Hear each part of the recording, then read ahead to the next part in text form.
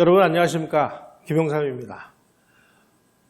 오늘도 빈자리를 이렇게 보고 있으니까 참 여러분들이 그립습니다. 이렇게 대화를 하면서 강의를 하면 강의 내용도 더 재밌어지고 또 호흡하면서 이렇게 강의를 할 수 있는데, 비의자만 보고 강의를 하려고 보니까 뭔가 이게 이 대화와 단절, 사람과 사람 사이의 교감 이런 게 다 없어져 버리는 것 같습니다. 그렇지만 온라인으로나마 이렇게 강의를 진행할 수 있게 돼서 이 소중한 시간을 빌어서 재미있는 대화를 나눠볼까 합니다. 오늘 주제는 메카시즘입니다. 우리가 흔히 메카시즘이 마녀 사냥이다, 공산당을 때려잡기 위한 선동이다, 이렇게 알려져 있습니다. 어떤 자료를 보니까 미국 역사상 최대의 정치 광풍이다, 이렇게 얘기했는데, 자, 그럼 메카시즘의 본질이 뭔지를 우리가 좀 냉정하게 들여다보도록 하겠습니다. 이 메카시즘을 이해하는 데 있어서 아주 중요한 시사점을 던져주는 두 권의 책이 있습니다. 이 앤 코울터라는 사람이 쓴 반역이라는 책이 번역돼서 나왔고요. 그 다음에 유리 모딘이라고 이 KGB 간첩입니다. 공작관 출신이 나중에 이제 구소련이 망한 다음에 쓴 나의 케임브리지 동지들이라는 이 두 권의 책에 이 소련이 미국을 상대로 얼마나 집요하게 공작을 진행을 했는지, 그리고 메카시 의원하고 관련된 이 일들이 어떻게 진행이 됐는지를 상세하게 설명을 하고 있습니다. 따라서 이 두 권의 책을 읽으면 아주 이 본질적인 문제를 상당 부분 우리가 이해할 수가 있습니다. 메카시즘, 그러면 광풍이다, 메카시는 피에 굶주린 사람이다, 이렇게들 얘기를 합니다. 메카시즘을 옥스포드 영어사전에서는 뭐라고 정의를 내려놨느냐? 1950년부터 1954년 사이 공산주의 혐의자들에 반대하는 떠들썩한 반대 캠페인이었다. 대부분의 경우 공산주의자와 관련이 없었지만 많은 사람들이 블랙리스트에 오르거나 직업을 잃었다. 이렇게 해서 메카시즘이 아주 근거 없는 황당무계한 것인 것처럼 정의를 내려놨습니다. 메카시 의원이 상원의원이었습니다. 이분이 1950년 2월 9일 날 미 국무부에 소련을 위해 일하는 공산주의자들이 압력하고 있다. 나는 297명의 공산주의자 명단을 갖고 있다라고 아주 폭탄 선언을 했습니다. 그리고 나니까 이제 벌떼같이 야, 그러면 공산주의자 증거를 내놔봐라. 공산주의자들 때려잡자. 난리가 났죠. 난리가 나가지고. 그런데 이 메카시 의원은 아마 정보기관 누군가로부터 그런 귀뜸을 받았던 것 같아요. 막 이제 공격이 나오고 미국에서 야, 이 공산주의자들 때려잡자, 내쫓자 그래가지고 대대적인 공산주의자 색출운동이 벌어져가지고 과학자인 로젠버그 부부가 이제 미국에다가 핵기밀을 넘겼다는 제목으로 사형을 당하고, 찰리 채플린이 미국에서 추방을 당하고, 하여간 용공 시비로 옷을 벗은 공직자가 5,300명이나 될 정도로 아주 그야말로 뜨거운 열풍이 불었습니다. 그런데 메카시 의원이 빨갱이 명단이라고 얘기를 했는데, 야, 그러면 그게 빨갱이인 증거를 내놔봐. 그러니까 증거를 대지를 못한 거예요. 그래서 메카시 의원은 거짓말이다, 가짜다, 이런 식으로 난리가 났고, 또 한편에서는 메카시 의원이 옳다라고 또 편들어주는 사람이 있었고, 편들어주는 사람 중에 아주 재밌는 게 로널드 레이건, 나중에 미국 대통령이 되죠. 월트 디즈니 이런 분들이 메카시 의원을 계속 옹호를 했고, 찰리 채플린이라든지 아선 밀러라든지 이런 사람들은 야, 터무니없는 거짓말이다 이런 식으로 메카시 의원을 공격을 하고 이랬습니다. 그래가지고 좌익들이 또 미국 내에도 좌익들이 많았거든요. 근거를 제시하지 못하니까 이제 메카시는 거짓말장이다 이래가지고 또 난리가 났습니다. 미국 사회가 부글부글 끓었죠. 바로 이 사람이 그 당시에 미 FBI 국장이었던 에드가 후버라는 사람인데, 이 사람이 이 무렵에 이제 소련 암호문을 해독을 하고 있었습니다. 그래서 이 로젠버그 부부가 이 소련에다가 이 원자탄 기밀을 넘겨줬느냐 하는 것을 입증을 해야 되는데, 이때 이 FBI가 이 소련 암호문을 해독하고 있었기 때문에 이거 소련에다 넘겨준 거 맞아 라고 인정을 하면 자기네들이 소련 암호를 해독한 사실이 들통나니까 우리는 모른다 이렇게 그 침묵을 지켰습니다. 이렇게 되니까 이제 메카시 의원은 저 거짓말장이다 이런 식으로 그냥 완전히 이제 망신차이가 됐습니다. 이 좌익들로부터 아주 뭐 적폐 세력으로 이 공격을 받아가지고 아주 상당한 그 정치적 위기에 처했습니다. 특히 그 에드워드 머로라고 하는 미 CBS 기자는 메카시 발언은 전혀 근거가 없다. 그는 아주 뭐 천하의 거짓말장이다. 이런 내용을 그 시사 프로인 그 시인 나우라는 방송에서 해가지고 아주 메카시 의원을 그야말로 한마디로 묵사발을 만들어 버렸습니다. 문제는 나중에 밝혀진 바에 의하면은 그 시절에 미국은 아주 소련 간첩들의 천국이었다는 사실입니다. 요 오른쪽에 있는 그 타임지 그 표지에 스탈린이 등장을 하는데요. 왜 등장을 시켰느냐?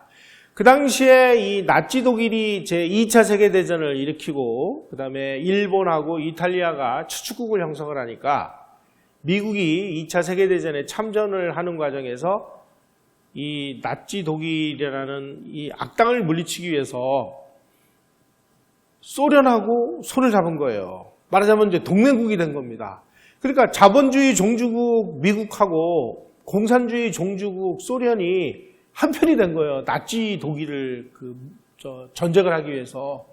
그러다 보니까 미국 입장에서 보면은 그 전까지만 해도 야, 공산주의는 정말 나쁜 거야. 너희들 공산주의 뭐 이런 거 알면 안 돼. 뭐 경각심을 높이고 있었는데 소련하고 동맹을 맺다 보니까 야, 그동안 우리가 얘기한 거 공산주의 그다지 나쁜 거 아니야. 스탈린 이 사람도 알고 보면 이웃집에 있는 저 친절한 그 엉클 조 아저씨 알지? 조 아저씨나 마찬가지라 아주 친절한 아저씨야.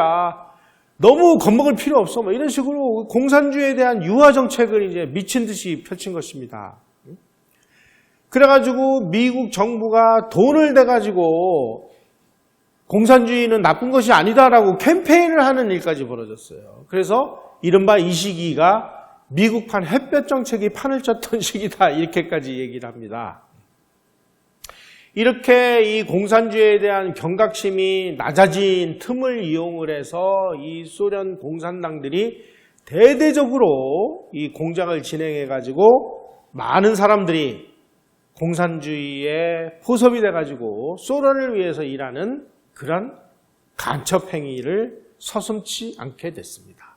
그 중에 대표적인 인물이 누구냐? 엘저 히스라는 사람입니다. 엘저 히스 이름은 많이 들어보셨는데 바로 이 사람이 엘저 히스입니다. 소련 간첩입니다. 그런데 이 엘저 히스라는 사람은 하버드 법과대학원 출신입니다. 미국에서 최고 엘리트들만 나온다는 그 하버드 법과대학원을 나와가지고 1935년에 미 국무부에 들어가가지고 특별보좌관으로 공직생활을 시작했습니다. 이때서부터 이제 승승장구하기 시작한 거예요. 뭐 공부 잘하니까 아주 뭐 고속 승진을 했겠죠. 그래가지고 1944년부터는 앞으로 2차 세계대전이 끝나면 전후 세계 질서를 이 국제연합이라는 걸 만들어서 국제연합을 통해서 실행을 하자. 그래가지고 유엔을 창설하는 계획을 만든 사람도 이 소련 간첩이에요. 엘저 히스입니다. 더 재밌는 건 1945년 2월 달에 얄타 회담에 루스벨트 대통령이 참석을 했는데 그 얄타 회담에 루스벨트 대통령의 옆에서 이 국제 정세를 보좌를 하면서 뭐 폴란드 이런 나라 소련한테 넘겨줍시다 라고 제안을 한 사람이 소련 간첩 엘저 히스였다는 사실이 나중에 밝혀졌습니다. 자, 요게 연합국 순회들이 흑해 휴양지 얄타에서 모여가지고 얄타 회담을 할 때 사진입니다. 요게 스탈린, 이쪽이 가운데가 루스벨트 대통령, 그리고 처칠 수상이 있는데 루스벨트 대통령 바로 뒤에 동그라미를 친 저 인물이 바로 엘저 히스입니다. 바로 이 친구가 스탈린의 간첩이었다는 사실을 어느 누구도 몰랐었습니다. 그래서 한반도를 2차 세계대전 끝난 다음에 신탁통치를 합시다. 폴란드 이런 것들 골치 아프니까 동유럽 이런 거는 통째로 소련에게 넘겨줍시다 하는 너무나 많은 양보를 하도록 만든 것이 엘저 히스였다는 사실이 밝혀졌습니다.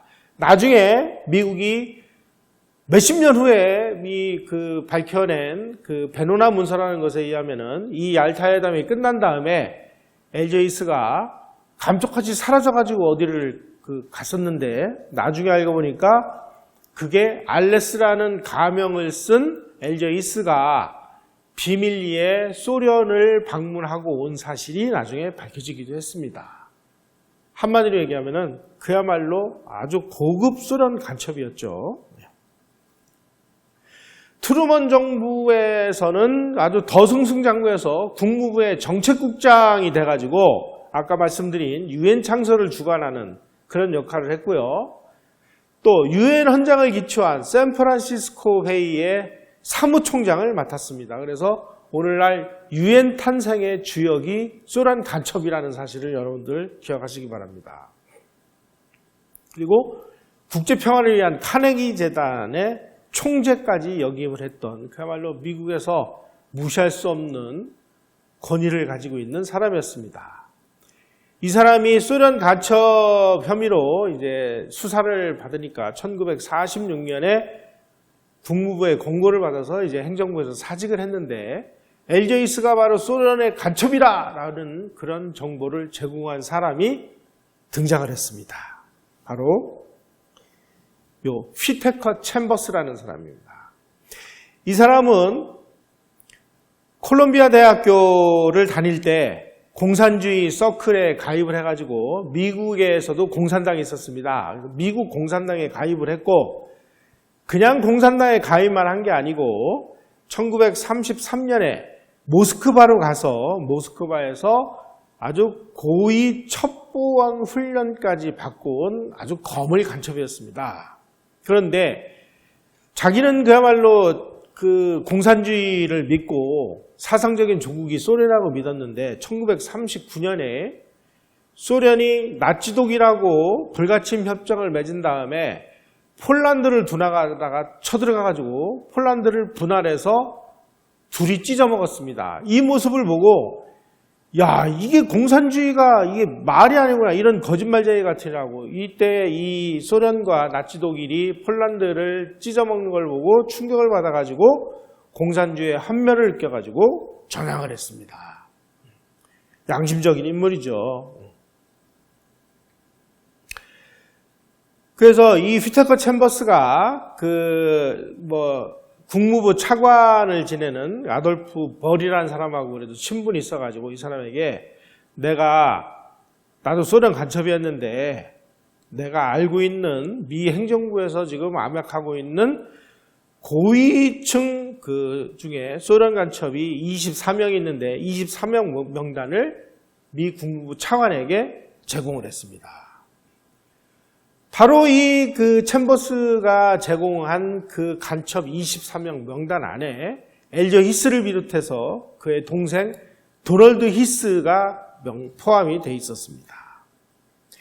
충격을 받아가지고 이 국무부 차관이 그 관련 사실을 루스벨트 대통령에게 보고를 하니까 야 지금 우리가 소련하고 지금 이렇게 전쟁을 하고 있는데 소련하고 가까운 사람이라고 얘기하는 것 같으니 그 사람 우리가 중용해야 되는 거 아니냐. 그래가지고 엘저 히스를 진급을 시켜가지고 얄타 회담에 자기를 보좌하는 보좌역으로 임명을 합니다. 웃기죠? 그 당시 미국이 이랬었습니다. 여러분 이 이야기하고 지금 우리 대한민국의 상황하고를 한번 가만히 비교를 하면서 이 내용을 한번 경청을 해보십시오. 지금 우리가 어떠한 상황에 있는지. 아니 소련 간첩이 미국 행정부 안에 지금 24명의 고위 소련 간첩이 있다 하고 명단을 줬는데 그 명단을 보고 이 친구 소련하고 친한 친구인 모양이네. 그래가지고 진급을 시켜가지고 얄타회담에 자기 보좌관으로 데려갔다니 이 말이 됩니까? 요즘에 국정원장을 이상한 사람을 계속 시키죠. 그거하고 한번 비교를 해보세요. 비슷한 거 아니겠습니까? 또 한 사람의 그 제보자가 있었습니다. 엘리자베스 벤틀리라는 이 여성도 소련 간첩이었습니다. 금발의 스파이 여왕이다라고도 이렇게 알려져 있는데, 금발의 스파이 여왕치고는 그다지 미모가 뛰어난 것 같지는 않은데, 어쨌든 하여간 이 엘리자베스 벤틀리가 소련 간첩으로 활동을 하다가 1945년에 FBI에 자수를 하면서 미국 행정부에서 활동하고 있는 약 80여 명의 소련 간첩 명단을 FBI에다가 넘겨줬습니다. 이런 내용들이 아마 메카시 의원에게 흘러간 거 아닌가 이렇게 생각이 듭니다.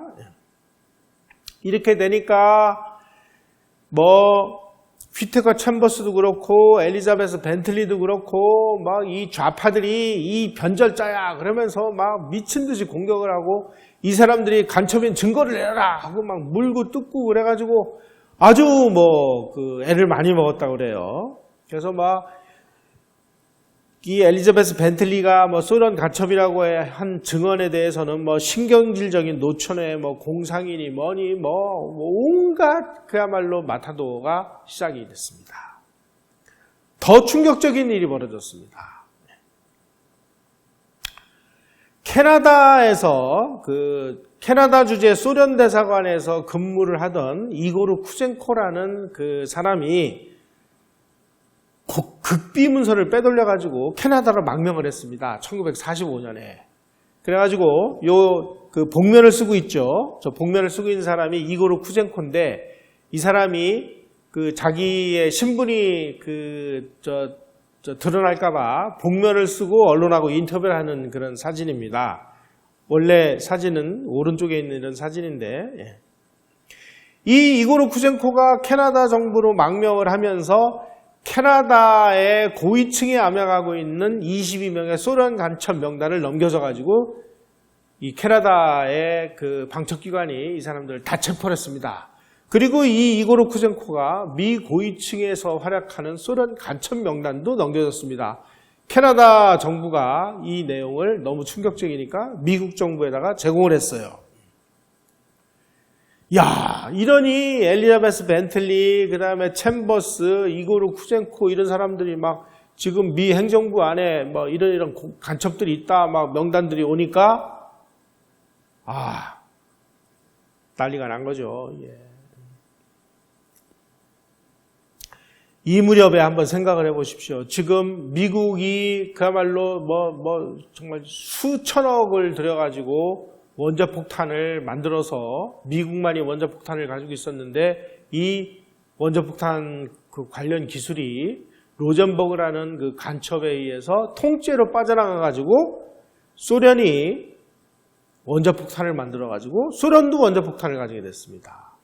거기다가 또 중국이 공산화되고 이런 경천동지할 일이 벌어지니까 이거 민주당 정부 너희들 지금 공산당에 대해서 손 놓고 있는 거 아니냐 그래가지고 메카시 의원이 애치슨 국무장관을 향해서 공산주의에 대해서 낑낑거리고 우는 소리를 내고 굽실거리고 이런 어설픈 외교관이 미 국무부 장관에서 나 그만둬라 하고 이러다 보니까 미 정부가 계속 수세에 몰려가지고 안 되겠다. 의심나는 사람들을 조사를 하자. 그래가지고 공직자 국가충성심사위원회라는 것을 설치를 해가지고 의심인물을 조사하기 시작을 했습니다. 바로 이때 미 상원의원으로 당선이 된 리처드 닉슨이라는 젊은 의원이 이 위원회 의원장을 맡아가지고 휘테커 챔버스를 불러가지고 증언을 듣고 엘리자베스 벤틀리를 불러서 증언을 듣고 그래가지고 이 간첩들을 이제 색출하고 고발하는 일을 맡았는데 그 고발하는 일을 리차드 닉슨이라는 사람이 시작을 해서 아주 반공의 화신 같은 인물로 등장을 했습니다. 그래가지고 이 엘저 히스를 끝까지 물고 들어져가지고 위증죄로 그 감옥에 집어쳐넣는데 성공을 했습니다. 원래는 간첩죄로 그 감옥에 들어갔어야 되는데 간첩죄의 경우는 공소시효가 끝나가지고 나는 소련의 스파이라는 것을 부인했다라는 진술로 인해 가지고 위증죄로 처벌을 받아가지고 감옥에 갔습니다. 그런데 더 웃기는 거는요. 애치슨 국무장관이 엘저 히스가 유죄 판결을 받고 감옥에 갔을 때 뭐라고 언론에다가 발표를 했느냐. 나는 엘저 히스를 배반하지 않겠다. 이렇게 얘기를 했습니다. 이게 무슨 뜻일까요? 그래서 엘저 히스도 혹시 뭐 소련하고 관련이 있는 거 아니냐. 뭐 이런 이야기들이 막 떠돌고 그랬었습니다. 애치슨이 엘저 히스 이런 사람들, 이 간첩들을 옹호하고 나니까 드디어 메카시 의원이 뚜껑이 열려가지고 나는 공산주의자 명단을 가지고 있다라는 것을 발표를 한 거죠. 여러분 나중에 닉슨이 대통령이 돼가지고 워터게이트 사건으로 그 불명예 퇴진을 하죠. 왜 퇴진을 했을까요? 바로 엘저 히스 사건하고 관련이 있다라는 것이 이 반역이라는 책을 쓴 저자의 앵콜터의 주장입니다. 미국 내에 이 존재하는 이 뿌리 깊은 좌익들이 닉슨을 사임으로 몰아가도록 아주 그 결정적인 그 역할을 했다. 결국 이 엘저 히스 같은 친구를 감옥으로 집어넣은 거에 대한 그 반작용으로 닉슨이 사임하게 됐다. 이렇게 주장을 하고 있습니다. 그러니까 트루먼 대통령이 이제 막 그 공산주의자들 문제 때문에 궁지에 막 몰리다 보니까 이 트루먼 대통령이 야 그러면 반공정신이 투철한 그런 사람들을 그 추천을 해라 그래가지고 추천을 받아가지고 덜레스 이런 사람들을 입각을 시킵니다. 나중에 이 덜레스가 그 미 국무장관이 돼가지고 이승만 대통령이 요구한 한미 상호방위 조약을 체결해주는 역할을 하죠. 어떤 면에서 보면 메카시의 열풍이 덜레스를 입각을 시키고 그 입각을 시킨 덜레스가 상호방위 조약을 맺어줬으니까 우리 입장에서 보면은 메카시가 가져다준 선물이라고도 볼 수가 있습니다. 또 하나의 선물이 있습니다. 1950년 6월 25일 날 공산군이 전면 남침을 하니까 이 반공주의자들이 야 지금 한국이 저렇게 소련에 의해서 좀 침략을 당하고 있는데 미국 뭐 하는 거냐 말이야. 너희들 지금 공산주의에 그렇게 옹호적인 정책을 펴도 되는 거냐라는 공격이 무서워가지고 재빨리 미군이 참전을 결정하게 됐다. 그래서 이 트루먼 대통령이 한국전에 재빨리 참전을 결정하게 된 이유 중에 하나도 이 메카시 의원 덕분이다. 이렇게 그 얘기를 하고 있습니다. 바로 이 주장을 미국의 정치학자 스테펜 펠츠라는 사람이 주장을 했습니다. 6.25 남침을 보고받은 트루먼 대통령이 반공주의자들의 오해를 하지 않기 위해서 미국의 즉각적인 참전을 결정을 했다. 이게 바로 미국 정치학자 스테펜 펠츠의 주장입니다.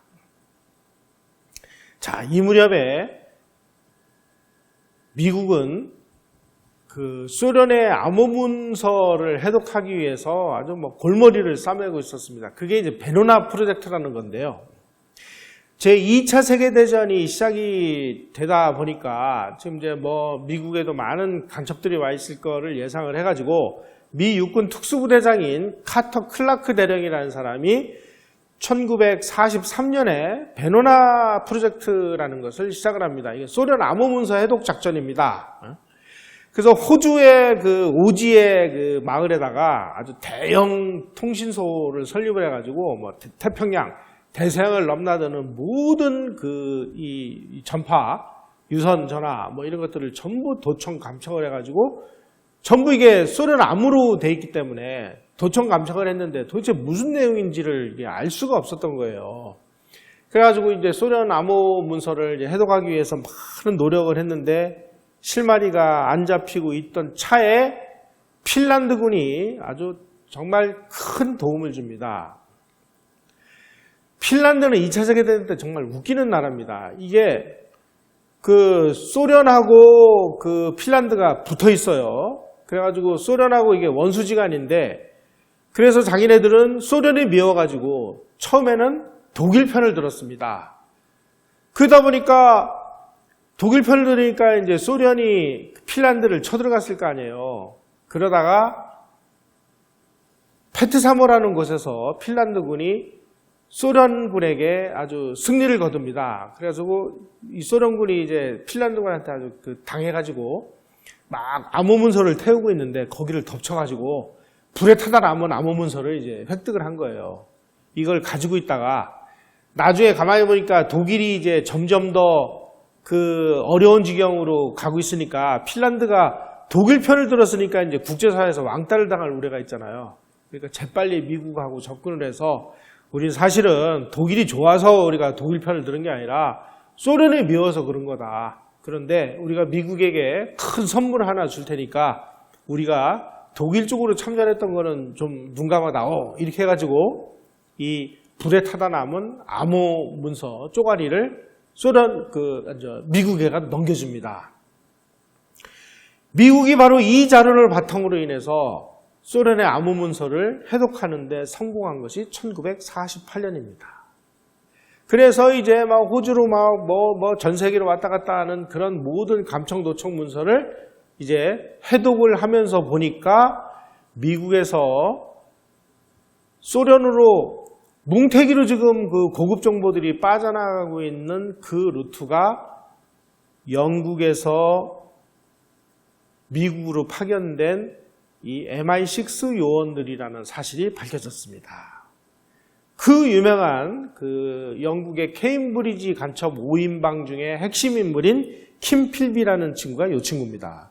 이 친구는 케임브리지 대학을 다니던 시절에 공산주의 사상에 심취해가지고 공산주의 서클에 가담을 했다가 아까 제가 처음 그 사진을 보여드린 그 유리 모디라는 사람이 쓴 나의 케임브리지 친구들이라는 그 책을 쓴 유리 모디라는 소련 간첩에게 포섭이 됩니다. 그래가지고 케임브리지 대학을 졸업하고 이 친구는 전부 이 귀족 집안들이에요. 머리도 좋고 공부도 잘하고 돈도 많고 집안 빵빵하고 그래가지고 케임브리지 대학을 나와가지고 미국 영국의 첩보기관인 MI5, MI6에 들어가서 MI5는 국내 정보 담당이고 MI6는 해외 정보 담당인데 뭐 흔히 007 영화에 나오는 그 007은 MI6 소속이라고 이해를 하시면 됩니다. 그 MI6의 3인자까지 진급을 해요. 간첩이. 여러분 우리 국정원도 한번 잘 봐야 될 것 같습니다. 좀 요즘에 국정원이 뭐 하는지 우리 잘 모르잖아요. 바로 한국의 국정원에 해당하는 MI6의 3인자가 그 당시에 이제 2차 세계대전, 그 다음에 한국전 이런 것들을 진행하는 과정에서 미국하고 영국이 동맹국이니까 동맹국 간에 서로 정보 교류를 위해서 미국에 파견이 돼서 미국 CIA로부터 야, 지금 우리가 이러이러한 작전을 하고 있는데 이런 작전들을 하고 있으니까 영국 너희들도 알고 있어 하고 작전을 보내주면 이 간첩이 이 영국 본국 정부에다 보고를 하는 게 아니라 전부 소련에다가 다 보고를 했습니다. 하여간 이 2차 세계대전 정보, 한국전 관련 정보가 극비 정보가 통째로 빠져나가는 이 루트가 바로 이 킴필비를 비롯한 이 케임브리지 5인방 간첩들이라는 사실을 미국이 파악을 하고 있었던 것입니다. 케임브리지 5인방 간첩 그러면은 킴필비, 그 다음에 가이 버제스, 앤서니 블런트, 도널드 맥클린, 존 캐런크로스 이렇게 5명을 일컫는데 이 친구들은 전부 다 영국의 귀족 집안들이고 그리고 머리도 좋고 공부도 잘하고 또 다 미남입니다. 그래가지고 이 친구들 간에는 전부 동성애의 애인 관계예요. 아주 웃기는 친구들이에요, 이게. 이 친구들이 영국 국무성, 영국 방첩기관 뭐 이런 데로 들어가가지고 고위층으로 진급을 해서 자기네들이 그 수집한 정보를 전부 소련으로 갖다가 퍼나르는 겁니다. 이들 중에서 킴 필비하고 그 도널드 맥클린 그리고 가이 버제스 이 세 사람은 나중에 자기네들이 간첩이라는 것을 영국이 알고 체포하려고 하니까 탈출해가지고 소련으로 도주를 해서 소련에서 죽었습니다. 이 세 명이 바로 전 세계 첩보공작 중에서 아주 최고의 성공작이자 살아있는 정보공작의 교과서라는 평을 들을 정도였습니다. 요 오른쪽 보면은 이게 소련 우표가 있죠. 저기 킴 필비입니다. 킴 필비는 소련이 얼마나 이 친구가 고마웠는지 나중에 기념 우표까지 제작을 해서 만들어줬습니다. 저는 이걸 보면서 지금 우리 대한민국의 지도부는 안전한가 하는 것을 저는 생각을 해봅니다. 과연 안전할까요? 여러분들은 안전하다고 믿습니까? 저는 정말 요즘에 잠이 잘 안 옵니다. 자, 그런데 41년 후에 아주 충격적인 내용들이 밝혀지기 시작을 했습니다. 그동안에 극비에 붙여 있었던 소련 그 암호문서를 해독을 해서 도대체 소련이 미국으로부터 어떤 정보를 어떻게 빼내가고 있었는지에 대해서는 극비에 붙여져 있었는데 1995년 7월 11일 날 미국 정부가 그동안에 베일에 가려져 있었던 극비 작전이었었던 베로나 프로젝트라는 이 비밀 문서를 공개를 했습니다. 이 베로나 문서가 공개가 되면서 1950년 2월 달에 메카시 의원이 205명의 공산당 명단을 가지고 있다라고 얘기했었던 그 공산당 명부에 들어있었던 사람들 중에 상당수가 실제로 간첩이었다는 사실이 드러났습니다. 아까도 제가 말씀드렸듯이 얄타 회담에 참석한 후에 극비리의 모스크바를 방문을 했던 미국의 핵심 스파이가 알레스라는 가명을 사용한 엘저 히스라는 사실이 밝혀졌습니다.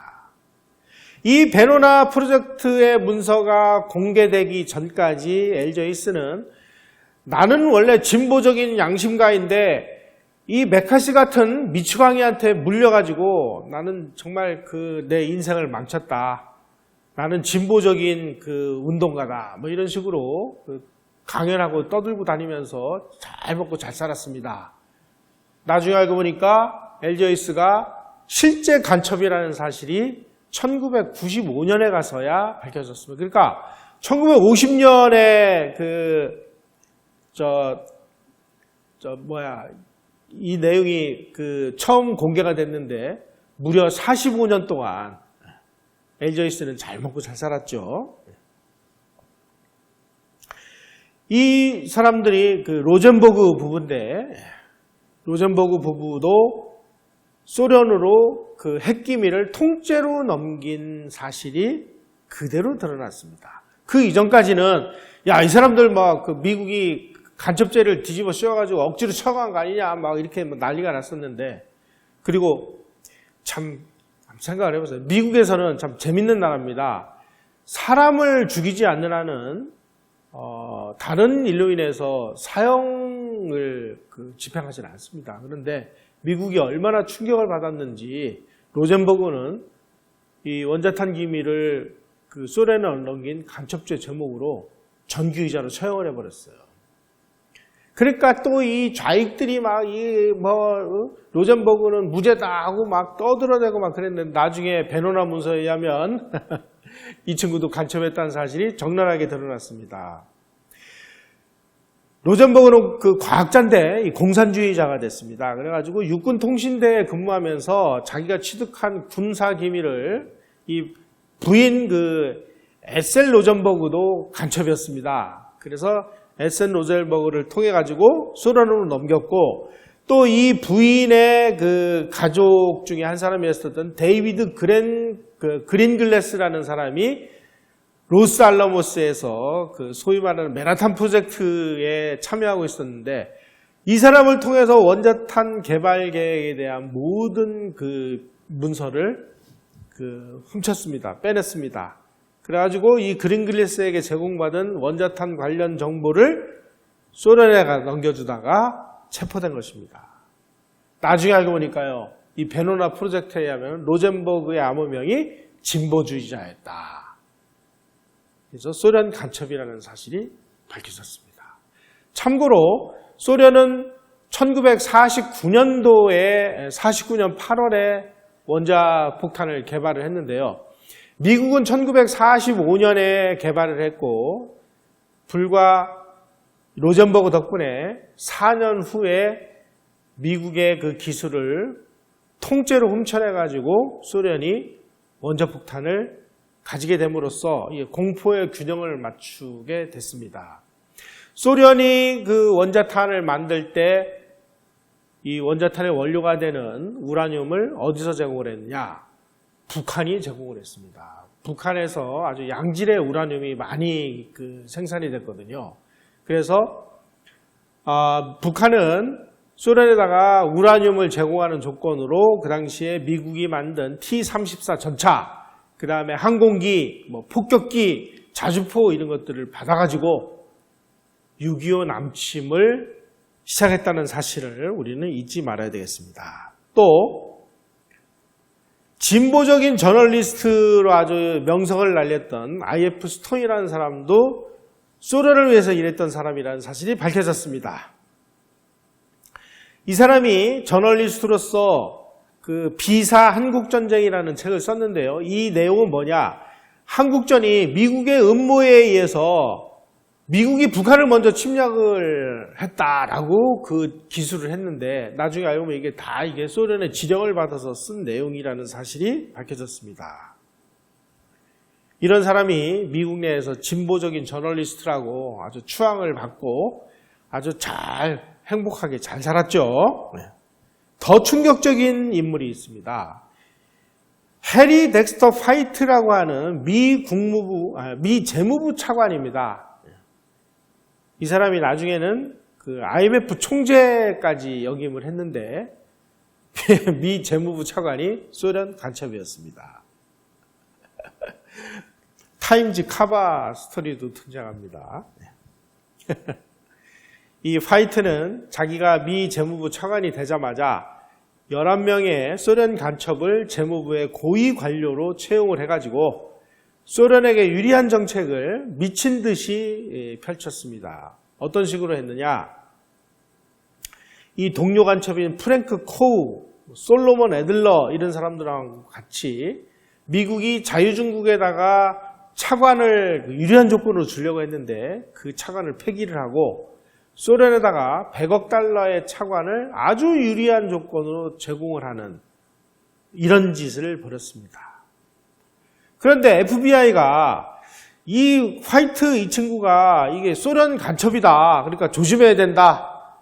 그러니 그 대통령 저 사람을 해임하든지 조심하시오 이렇게까지 얘기를 했음에도 불구하고 트루먼 대통령은 이 화이트를 계속 재무부 차관으로 근무를 시키다가 IMF 총재로까지 임명을 하는 정말 어처구니 없는 일이 벌어졌습니다. 도대체 미국 정부도 이 무렵에 제정신이 아니었던 것 같아요. 또 트루먼 대통령의 중국 문제를 보좌했던 프랭크 코우라는 친구도 소련 간첩이라는 사실이 밝혀졌습니다. 이 친구는 정체가 탄로나자마자 탈출을 해가지고 중공으로 갔습니다. 그래가지고 모택동의 고위정책 이반자가 되어가지고 대약진 운동이라는 것을 벌리도록 옆에서 열심히 부추겨가지고 수천만 명의 중국인을 죽이는 데 앞장을 섰습니다. 여러분 이런 사실을 보면 지금 우리는 어떨까요? 김대중 정부 때 북한에다가 비자금 5억 달러인가를 제공해준 혐의로 실형을 선고받았던 사람이 지금 우리 국정원장을 하고 있지 않습니까? 여러분들은 어떻게 생각하시나요, 이걸? 특히 아까 제가 말씀드린 그 영국의 MI6의 3인자였던 소련 간첩 킴 필비는 우리하고도 매우 심각한 그 관계를 갖고 있습니다. 다름 아닌 6.25와 관련 정보를 미국으로부터 캐내가지고 아주 통째로 소련에다가 넘겼기 때문입니다. 바로 이 킴 필비가 제공한 이 6.25 관련 고급 정보 이런 걸 통해서 스탈린이 김일성의 6.25 남침 계획을 승인하도록 하는데 결정적인 역할을 했다는 사실이 밝혀졌습니다. 킴 필비가 CIA의 그 정보 교류관으로 미국에 와가지고 미국 CIA로부터 야 우리가 지금 6.25와 관련해서 뭐 이러이러한 그 작전을 세우고 있는데 영국 너희들도 참고로 알고 있어. 알려주면은 통째로 그걸 소련에다 넘기고 특히 이제 이 메가더 장군의 북진 작전 관련해 가지고 이 북진 관련 작전 정보가 이 킴 필비를 통해서 통째로 넘어간 사실이 나중에 밝혀졌습니다. 메가더가 유엔군 사령관으로서 뭐 인천 상륙 작전을 비롯해서 뭐 북진하는 과정에서 오늘은 평양 숙천 지역에다가 뭐 낙하산 부대를 몇천 명을 떨어뜨리고 어디로는 뭐 무슨 부대를 어떻게 보내고 이거를 이제 미 합참에다가 그 보고를 하면 미국 합참이 CIA를 통해서 야 우리가 지금 이렇게 전쟁을 하고 있으니까 동맹국들에게 관련 정보를 좀 알려라. 그러면 이 동맹국들이 영국이니까 영국의 CIA 정보교류관으로 와 있던 킴 필비에게 지금 우리 메가더 장군이 북진하는 과정에 내일 여기에다가 낙하산 부대로 2,000명을 이제 낙하시킨다고 하니까 영국도 좀 잘 알고 계셔. 괜히 막 영국군 그쪽에 있는데 뭐 우리 쪽에다 총 쏘지 말고 이렇게 알려주면 이 정보를 모조리 갖다가 영국에다 쓴 게 아니고 소련에다가 제공했다는 사실입니다. 그래서 소련 간첩들은 미국 지도부가 중공을 원자폭탄으로 공격하지 않는다는 사실, 그리고 전쟁은 중국 본토로 절대 확전하지 않는다는 사실, 이런 것들을 캐내가지고 소련에다가 통보를 했습니다. 그러면 소련은 즉시 그것을 중국에다가 알려줬고, 그래서 소련과 중공은 킴 필비하고 도널드 맥클린을 통해가지고 제공되는 이 고급 정보를 통해가지고 미국이 6.25에서 어떤 전략을 어떻게 쓰고 있는지를 아주 손바닥에 손금 들여다보듯이 다 들여다보면서 유리하게 전쟁을 이끌어갔다는 사실입니다. 이 사실을 메가더 장군도 나중에 알았습니다. 아니 무슨 작전만 하면 그게 또 포위가 돼가지고 아주 막 고전을 면치 못하는 일들이 끝없이 전개되는 모습을 보면서 이건 뭔가 이게 문제가 있구나. 그래서 메가더 장군이 트루먼 대통령에 의해서 1951년 4월에 유엔군 사령관직에서 해임이 됩니다. 해임이 돼가지고 미국으로 갔을 때 미국의 그 짐 루카스라는 기자가 있습니다. 이 기자에게 인터뷰를 했는데 이 메가더 장군이 내가 지금 이런 얘기를 하면 마치 내가 패장으로서 변명하는 것처럼 들릴지 모르니까 나하고 한 이 인터뷰 내용은 내가 죽거들랑 죽은 다음에 공개를 하시오라는 조건으로 짐 루카스라는 기자하고 비밀 인터뷰를 했습니다. 그 비밀 인터뷰 내용에 뭐라고 되어 있느냐? 내가 북진 과정에서 작전을 합참에다 보고를 하면 이 모든 작전과 관련된 계획이 통째로 적에게 넘어갔다. 하나도 없이 남김없이 우리의 작전들이 넘어감으로 인해서 우리 유엔군이 너무나 큰 피해를 당했다. 이거 분명히 간첩들의 소행이다 라는 내용이 들어있었습니다. 메가더 장군은 알고 있었던 것이죠. 자, 지금 전 세계 역사를 보면 바로 이 소련이 그 영국 간첩들을 통해 가지고 미국의 기밀 정보를 빼돌리고 지금 이게 한두 개가 아닙니다. 그 당시에 베노나 프로젝트에서 그 비밀 그 암호명을 사용을 해가지고 정보를 소련하고 교류한 그 암호명을 그 당시에 3만 명인가를 그 발견했습니다. 그런데 전부 이게 암호명이기 때문에 이 예를 들어서 진보주의자라는 암호명이 로젠버그 부부다라고 이렇게 확정돼 가지고 밝혀진 인물은 2,700명인가 밖에 안 됩니다. 나머지 간첩들은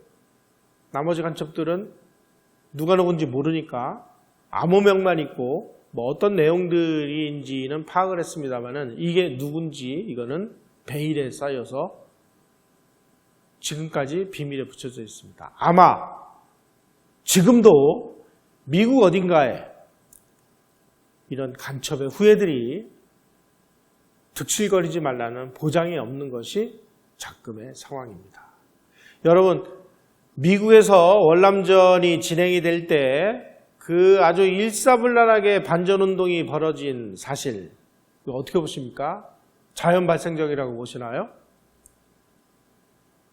저는 그렇게 안 봅니다.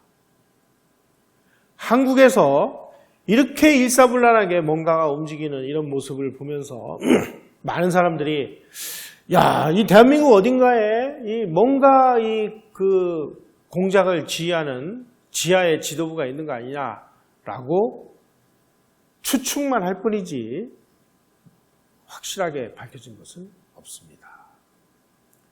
제가 과거에 그 기무사에서 간첩 잡는 일만 수십 년씩 했던 분들하고 그 몇 차례 만나서 대화를 나눈 적이 있는데요.